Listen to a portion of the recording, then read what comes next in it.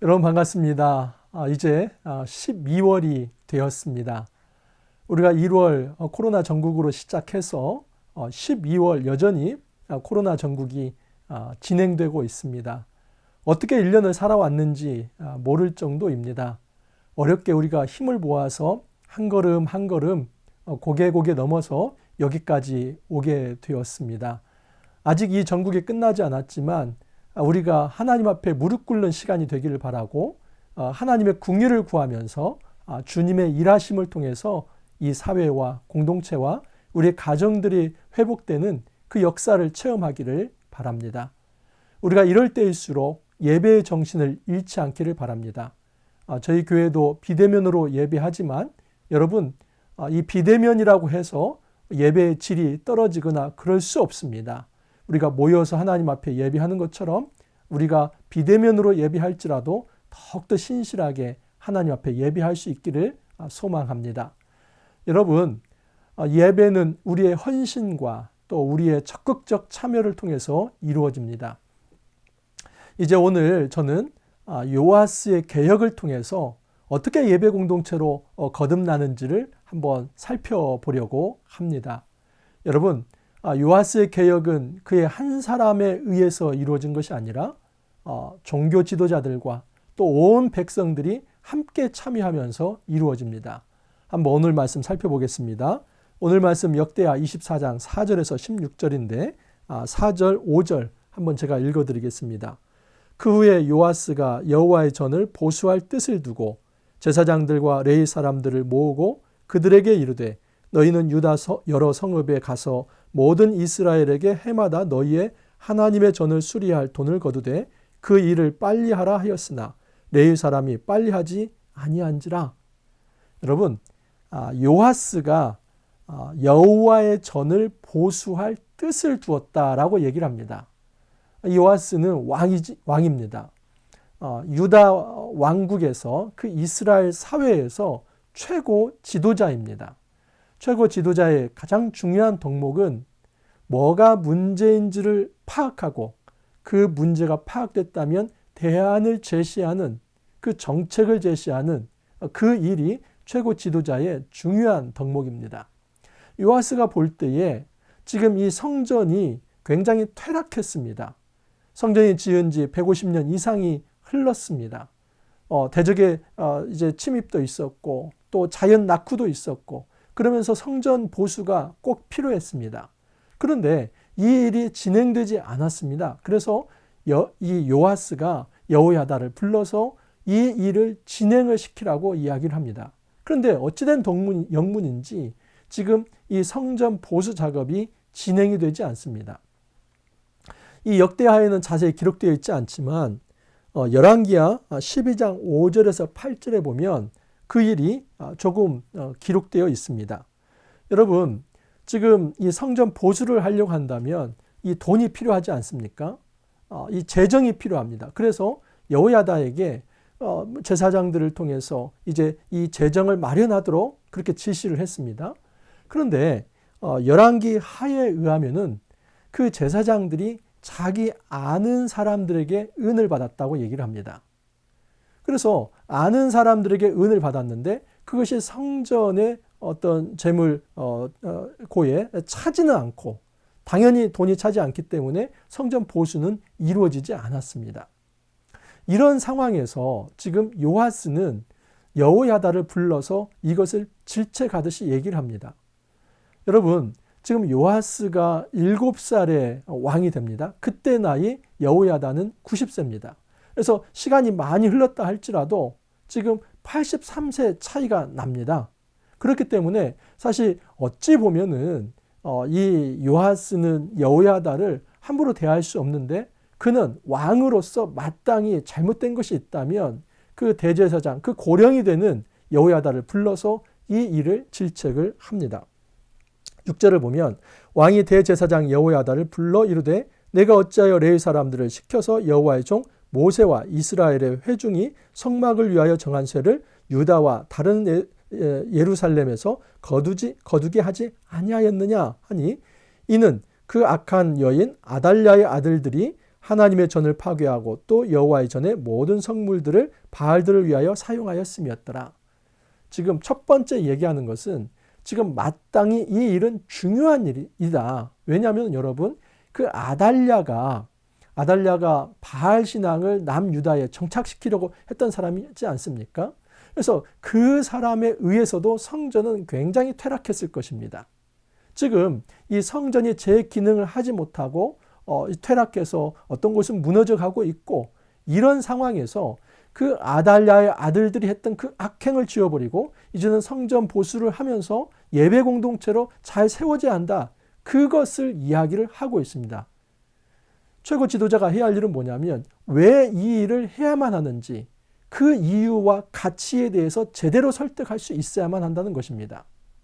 돈을 내라 이게 중요한 게 아니라 헌금을 해라 이게 중요한 게 아니라 왜 헌금을 해야 하는지 그 헌금의 목적이 무엇인지 그 헌금이 어떻게 쓰이는지 그 가치와 의미에 대해서 얘기를 해줄 수 있어야 그것이 백성들에게 설득이 될 수 있다는 것입니다. 그래서 이 요아스는 그 헌금의 목적 성전 보수가 바로 아달랴로 인해서 이루어진 그 우상 숭배와 또 성전 퇴락 이것을 개혁해내면서 예배 공동체로 거듭난다는 분명한 목표와 목적을 얘기를 해주는 것입니다. 또한 여러분 요아스가 보기에 지금 이 헌금을 모으는 이 작업이 굉장히 비합리적으로 이루어졌다 하는 것을 보게 되었습니다. 그래서 굉장히 합리적인 행정 시스템을 도입을 합니다. 8절을 보면 이에 왕이 말하여 한 궤를 만들어 여호와의 전 문 밖에 두게 하고 유다와 예루살렘에 공포하여 하나님의 종 모세가 광야에서 이스라엘에게 정한 세를 여호와께 드리라 하였더니 모든 방백들과 백성들이 기뻐하여 마치기까지 돈을 가져다가 궤에 던지니라. 여러분 광야 시절에 출애굽기 30장 12절 이하에도 보면 성막을 만들 때 백성들이 자원하는 헌금을 했습니다. 그 전통을 가지면서 이제는 성전 앞에 궤를 가져다 놓고 거기에 누구든지 와서 성전세를 바치게 했습니다. 성전 보수를 위한 특별 헌금을 하게 한 것입니다.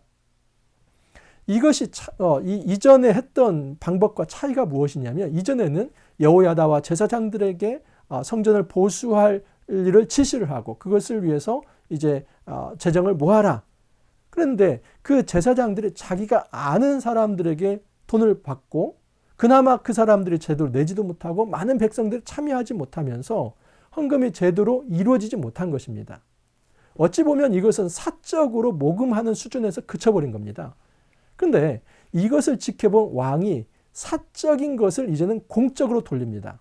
그래서 정확하게 공적으로 성전 문 앞에 헌금궤를 놓게 하고 거기에 누구나 참여할 수 있도록 합니다. 백성들이 자원하면서 그렇게 참여를 합니다. 이런 성전 보수를 하기에 넘치도록 이 재정고가 차이게 되는 것을 보게 됩니다. 요아스가 대단한 건 뭐냐면 일이 진척이 되지 않았을 때 왜 이 일이 진척이 되지 않는지를 먼저 따져보고 그것이 어떤 비합리적인 행정 구조라고 했을 때 합리적 행정 시스템을 도입해서 이 사적으로 어떤 사람에게 그냥 얼마를 받았는지도 모르고 또 그 얼마 받은 것이 액수가 얼마인지도 모르고 그렇게 사적으로 이루어지는 것을 공적으로 받게 하고 그것을 계수하게 합니다. 보십시오. 11절을 보면 레위 사람들이 언제든지 궤를 메고 왕의 관리에게 가지고 가서 돈이 많은 것을 보이면 왕의 서기관과 대제사장에 속한 관원이 와서 그 궤를 쏟고 다시 그곳에 가져다 두었더라. 때때로 이렇게 하여 돈을 많이 거두매 왕과 여호야다가 그 돈을 여호와 전 감독자에게 주어.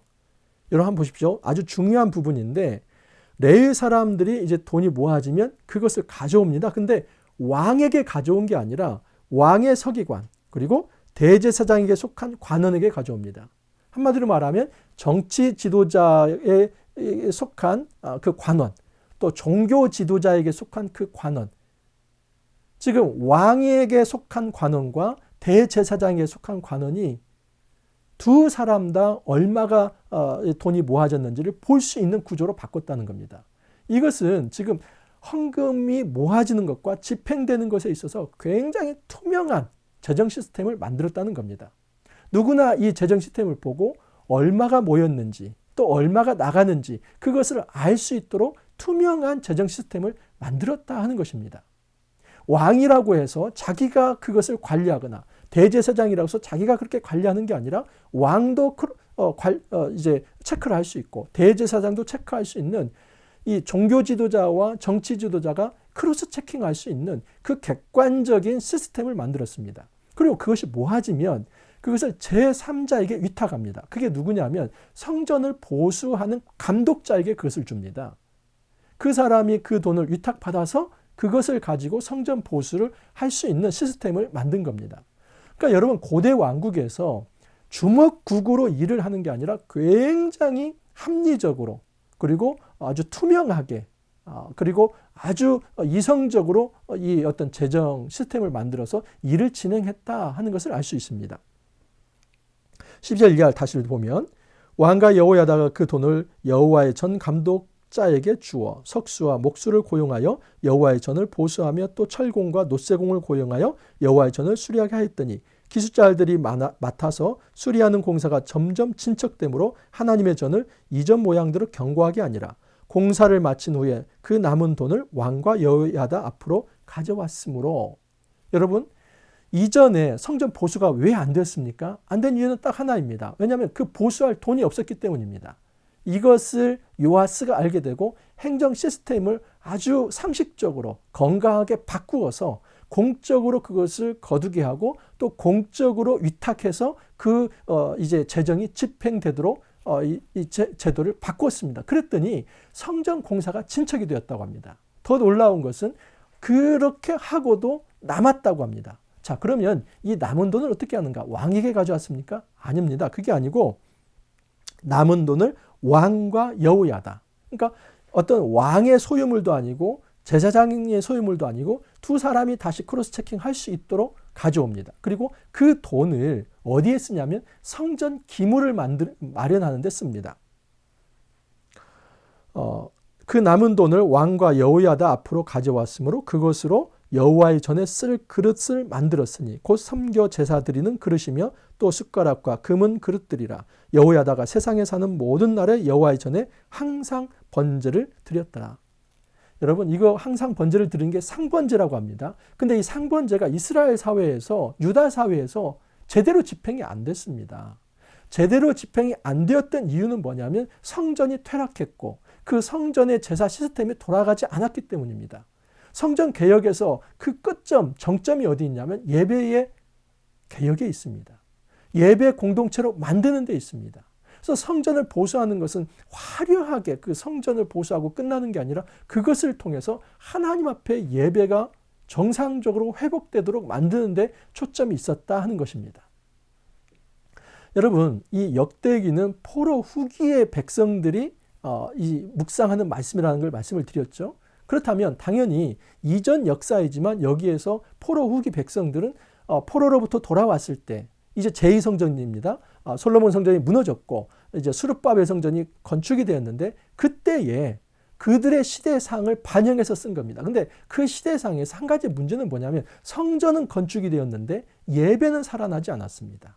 그리고 백성들의 의식도 바뀌지 않았습니다. 그 대표적인 이 고발이 어디에 나오냐면 말라기에 나옵니다. 그래서 말라기에서 이런 얘기를 합니다. 11조를 얘기하면서 하나님의 것을 너희들이 도둑질했다 이런 얘기까지 합니다. 근데 여러분 이거 오해하면 안 됩니다.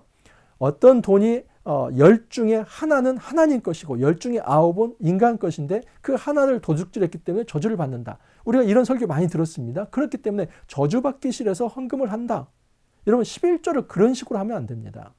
말라기에서 문맥이 있습니다. 이 말라기에서 문맥은 뭐냐면 전후 문맥이 예배가 흐트러졌습니다. 근데 보니까 왜 예배가 흐트러졌냐면 이 11조가 봉헌물을 내는 일을 백성들이 하지 않습니다. 여러분 11조라고 하는 것은 가난한 자와 레위 사람을 위해서 한 겁니다. 두 사람에게는 두 부류에게는 어떤 공통점이 있냐면 땅이 없습니다. 레위 사람들은 이 제사 업무를 전무할 수 있도록 성전 봉사를 전무할 수 있도록 해서 48성읍에 나눠 살게 하지만 땅은 없었습니다. 그러니까 경작해서 얻는 수입이 없습니다. 그리고 일반 가난한 사람 고아와 과부와 객 역시도 그들도 땅이 없습니다. 그래서 그들은 사회 구조적으로 태어날 때부터 가난한 자에게 그들을 위해서 11조를 하라는 거였습니다. 자, 그러면 백성들이 레위인들에게 11조를 합니다. 그러면 레위인들은 또 그것의 11조를 제사장에게 합니다. 그러면 여러분, 백성들이 11조를 하지 않으면 레위인들에게 11조 할 게 없죠. 그래서 레위인들이 또 제사장에게 이제 11조를 못 하죠. 그러면 그 사람들은 제사 업무 외에 다른 일을 해야 할 수밖에 없습니다. 그러는 과정에서 제사가 소홀히 되고 예배 공동체가 바로 서지 못했습니다. 말라기가 지적한 것은 뭐냐면 너희들이 11조를 하지 않아서 지금 이 예배 공동체가 무너져 버렸고 이 성전의 기능들이 다 유실돼 버렸다. 어떻게 이 지경까지 만들었느냐? 이것은 하나님의 것을 도적질하는 것과 마찬가지다. 그런 차원에서 그 문맥이 나온 것입니다. 여러분, 예배는 우리의 헌신이 담겨 있습니다. 우리가 하나님 앞에 제대로 헌신하지 않는다면 그 예배는 살아날 수가 없습니다. 이 시대에 이 헌금의 원리가 참으로 중요합니다. 저는 헌금에 대해서 교회에서 거의 설교하지 않습니다. 그리고 어떤 목적 헌금이나 특별 헌금도 거의 하지 않습니다. 그러면 목사님은 헌금에 대해서 중요하게 생각하지 않습니까? 아니요. 제가 목회적 판단에서 그렇게 하지 않을 뿐이지 헌금이 중요하지 않다는 것이 아닙니다. 저는 어렸을 때부터 예를 들어서 1,000원을 받으면 꼭 그 중에 100원을 따로 모았습니다. 그래서 동전이라도 그것을 주일학교 때부터 해왔고 지금도 그렇게 하고 있습니다. 그래서 저의 방식을 제가 강요하는 것은 아닙니다. 하지만 중요한 것은 하나님 앞에 드려지는 이 헌금은 결국 예배 공동체를 지향하는 데 있다는 겁니다. 이 땅의 모든 교회들이 성도들의 헌금을 받아서 어떤 목회자의 어떤 사적 욕심을 채우거나 또는 일부 사람들의 어떤 착복하는 그런 욕심을 채우는 이게 아니라 제대로 투명하게 헌금이 되고 또 투명하게 집행이 되고 정확한 목표와 목적을 가진 그런 헌금의 원리를 가지면 이것은 전체적으로 성전 공동체를 세워갈 수 있다는 것입니다. 오늘날 여러분 건물을 성전이라고 하죠. 그러면서 예배당을 짓기 위해서 우리가 성전을 지으니 성전을 위해서 헌금하자고 얘기를 합니다. 그건 잘못된 겁니다. 여러분 건물은 성전이 아닙니다. 이 땅에서 성전이라고 하는 것은 예수님이 몸이 성전입니다. 그리고 예수님의 몸과 연결된 바로 교회 공동체가 성전입니다. 그래서 지금 성전 보수를 한다고 할 때는 건물을 세우는 이런 차원이 아니라 교회 공동체를 바로 세우는 이겁니다. 이 땅에서 하나님의 백성의 교회 공동체가 바로 세우는 일에 있어서는 모든 사람들의 십시일반에 이 동참과 그리고 이 하나님 앞에서 헌신 이것이 어우러져야만 공동체가 바로 세워질 수 있습니다. 하나님은 그것을 원하는 것입니다. 그래서 그 헌신 속에서 결국 공동체 예배를 살려내라. 이것이 하나님의 메시지인 것입니다. 여러분 이런 차원에서 헌금이 필요하다면 그 헌금은 중요하고 가치가 있으며 해야만 하는 것입니다. 우리가 헌금을 소홀히 해서는 안 됩니다. 헌금을 기복주의의 어떤 기복을 위해서 축복받기 위해서 그것을 수단화하는 것, 그건 잘못된 겁니다. 내가 헌금 많이 했다고 하나님 축복해 주는 그게 아니라 헌금은 고상한 목적이 있습니다. 그것은 공동체를 세우는 것이며 하나님 나라 공동체를 세우고 그리고 예배 공동체를 세우고 더 나아가서는 정말 어렵고 힘든 소외된 지역 사회와 또 이제 전도해야 할, 선교해야 할 곳에 이 재정이 쓰이게 하는 것입니다. 흘러가게 하는 것입니다. 이런 정확한 목표와 목적들이 제시가 되고 헌금은 이루어져야 한다 하는 것을 이야기하고 있습니다. 여러분 우리 삶 속에서 어떤 한 사람에 의해서 교회 공동체가 세워지는 거 아닙니다. 그야말로 십시일반입니다. 우리에게 11조, 우리에게 감사헌금 이런 것들이 작게 모아져서 결국은 공동체를 세워나가는 것입니다. 그것은 공동체의 배를 키우는 것이 아니라 살을 찌우는 것이 아니라 바로 그 공동체가 예배 공동체로 세워지는 것이며 이 지역사회에 진정한 생명과 평화를 심는 그 귀한 일을 감당하기 위해서 이 일을 하자는 것입니다. 우리가 헌금의 원리를 잘 기억하면서 나의 작은 동참과 헌신이 어떻게 공동체를 세워나가는 걸 생각하면서 우리가 함께 예배 공동체를 바로 세워나갈 수 있기를 간절히 소망합니다. 함께 기도합니다. 주님 감사합니다. 모든 사람들의 헌신이 있어야만 성전 공동체, 교회 공동체가 바로 세워질 수 있다는 것을 알게 되었습니다. 주님, 우리에게 믿음을 주셔서 기뻐하는 마음과 자원하는 마음으로 헌신하게 하여 주시고, 이 헌신이 모아져서 예배가 살아날 수 있게 하여 주시며, 예배를 통하여서 하나님의 영광, 이 하나님의 거룩, 하나님의 사랑과 평화와 자유와 의가 이 땅에 충만할 수 있도록 주님 축복하여 주옵소서. 감사하고 예수님 이름으로 기도하옵나이다. 아멘. 여러분, 12월 시작되었습니다. 우리가 한 해 유종의 미를 잘 거둘 수 있기를 바랍니다. 여러분 힘내시고 또 내일 찾아뵙도록 하겠습니다. 여러분, 우리 고3 수능 또 재수하는 친구들 함께 위해서 기도해 주십시오. 코로나 전국에도 이 수능 시험이 잘 치러질 수 있도록 함께 기도해 주시기 바랍니다. 감사합니다.